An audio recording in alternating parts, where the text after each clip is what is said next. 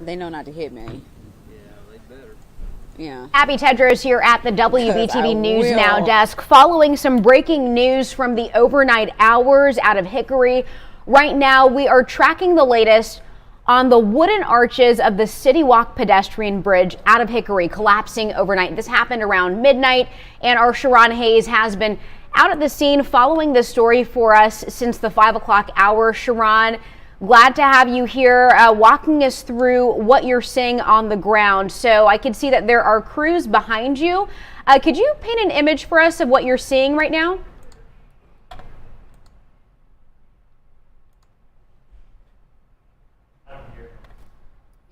A visual picture, a better visual picture that is, of just the extent of the damage here. Now I'm going to have Devin Futrell, our photojournalist, kind of zoom in, and we're going to move to the side because these crews just arrived out here within the past 5 minutes or so, and now you can see they're putting up a fence, some more tape, again cautioning people in the area that this is not a safe situation to be near. And of course, we're on Main Avenue, and they've blocked the entire street way down on both ends. So the people who normally walk or bike or drive, this particular bridge wouldn't be able to access this anyway. We've been able to get a little bit closer just to give you a better visual picture. But again, this is a dangerous situation, and crews are just wanting to let people know, don't get close to this because they have a lot of work ahead and this could be dangerous for anybody. Now, I do want to go ahead and say, Abby, that locals in the area might know this as the Rudy Wright Bridge as a part of City Walk.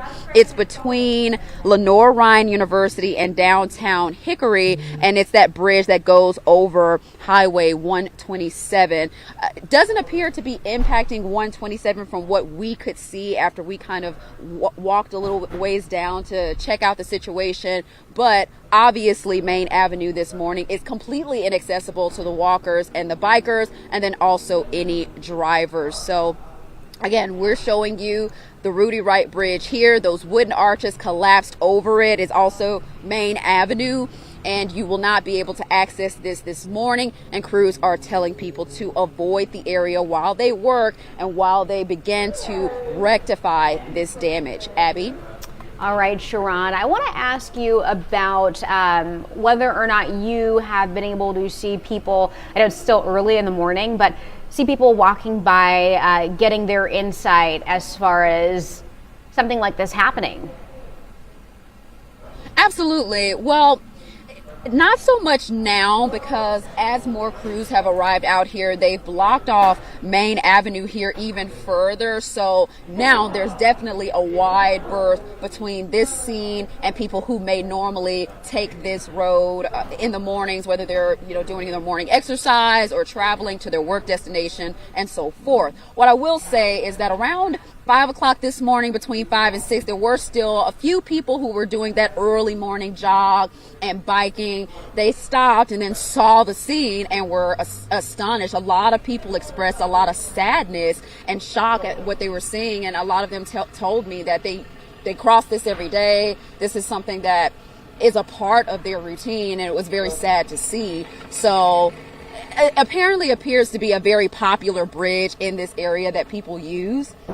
And so they just expressed a lot of sadness about everything that's happened, and just kind of seeing it now in the daytime, you can see why, because it is completely damaged, decimated at this point. Abby?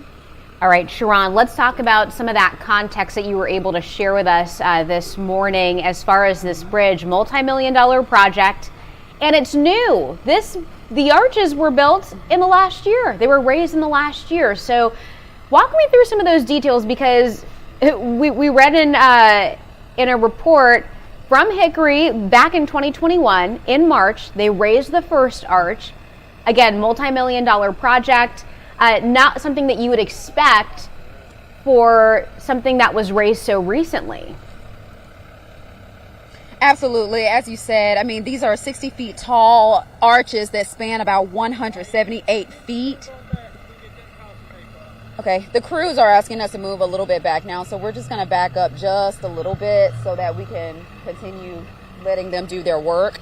But Again, these bridges were put up last March, and they're 60 feet tall. They span 178 feet. They're set in place on the City Walk footbridge, and a second arch was put in several weeks later. As you said, a multi-million-dollar project. The bridge itself isn't new, the road, but the arches were, and that is what has come down this morning. And it is important to emphasize that the bridge hasn't actually collapsed. It is just the wooden arches over the project. And we walked beside this fire station, which is right adjacent to us, to see if it was impacting Highway 127 underneath. I did see what appeared to be a piece of one of the arches underneath on the side of the road, but it wasn't impacting the traffic there. So if you're taking Highway 127 underneath this bridge, it's not closed. It's normal traffic, a normal day-to-day operations. But on the top here is where you'll see that damage and where everything is completely blocked off. Abby?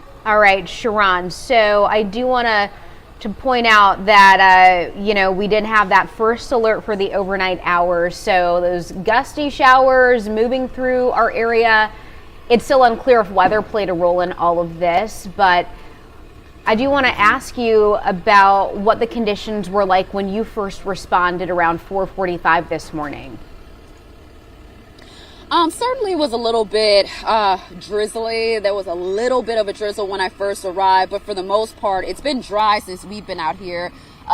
There is evidence that certainly there was rain here in the area, and as our chief meteorologist Al Conklin might have mentioned, there was some wind in the area, there was some rain. Definitely could have made an impact to what we're seeing out here. However, that's speculative at this point. Crews are going to begin that investigative process to see exactly what caused these arches to collapse, but it's valid to assume that maybe the weather could have made an impact. But as far as whether we have that information solidified yet, we do not. But certainly we will continue to talk to crews in the area, and this is likely going to be something where a lot of this information comes out over a few days, over the next few weeks and so forth. But we will stay in tune and get that information out to you as soon as possible. Abby? Sharon, I want to pull up, because you did mention Al, I want to pull up his Twitter account while I have you on. He actually talked about the forecast from the overnight hours. So he says under a 1/4 inch of rain in Hickory overnight, but wind gusts were close to 40 miles per hour around midnight when those arches reportedly came down. So weather could potentially have been a factor, which is something that we, of course, are trying to figure out. And I know that investigators are looking into that also. So we, of course, will be waiting to hear about whether that was in fact the case. I know that you've also been tweeting and getting feedback from people also. So let's talk about the conversation that you're seeing online, Sharon.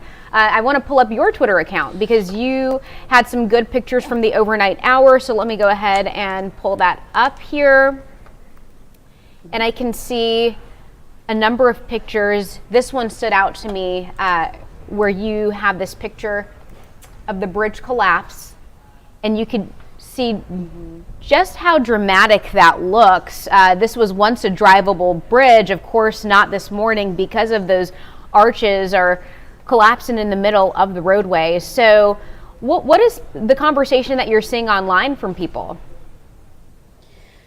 Honestly, most of the people that I've seen have expressed a lot of disappointment, a lot of sadness already, as soon as I posted those pictures, which are astonishing enough in themselves. Now, I will try to have our photojournalist Devin Futrell zoom in on some of these, but MD Words here said an icon collapsed in disgrace. Now it is a 750,000 burn pile, so there appears to be some anger there. Also, Anthony Alderman says, well, this is sad. I love the beautification this added to the city walk. Glad no one was hurt. And that kind of coincides with what I heard from people out here. They thought this was a really good addition to the city, adding more eco-friendly paths for people to walk and bike with their families, while also allowing drivers to make their way through the area. Now it is collapsed. And then there's other comments as well and that people are making. But again, a lot of people are waking up this morning just to process everything. Of course, we're processing it with you guys, seeing it for ourselves here on the ground. And it's certainly a sad sight. I would have loved to see it when it was, already up. This is my first time ever being here at this particular bridge.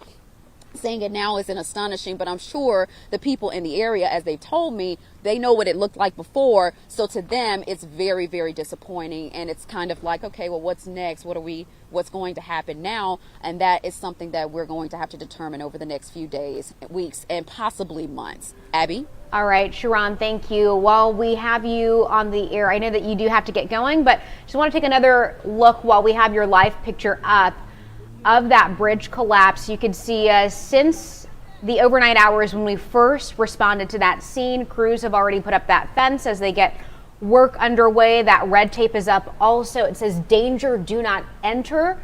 Bridge was once drivable. It's not drivable this morning because of those arches that came down.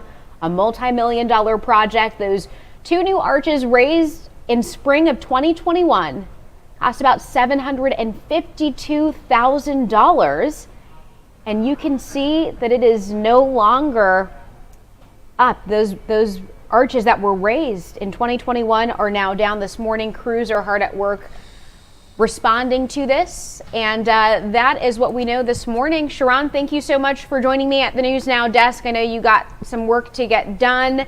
We'll continue to check in with you throughout the morning and get the latest from you. And we do have a number of calls out to first responders, police as well. I know that Hickory's police captain is supposed to be in the office at 8 o'clock this morning. So we'll certainly check in with them also, hopefully getting some new details and some more context as far as what's going on out there.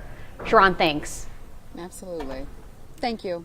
All right. So that is what we know right now. If you all are watching on Facebook Live, the stream is about to end, but our coverage will continue on the WBTV News app.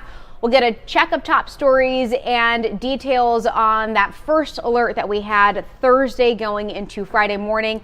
Should no longer be an issue for your morning commute, but we'll get a check of weather with Chief Meteorologist Al Conklin in just a couple of minutes.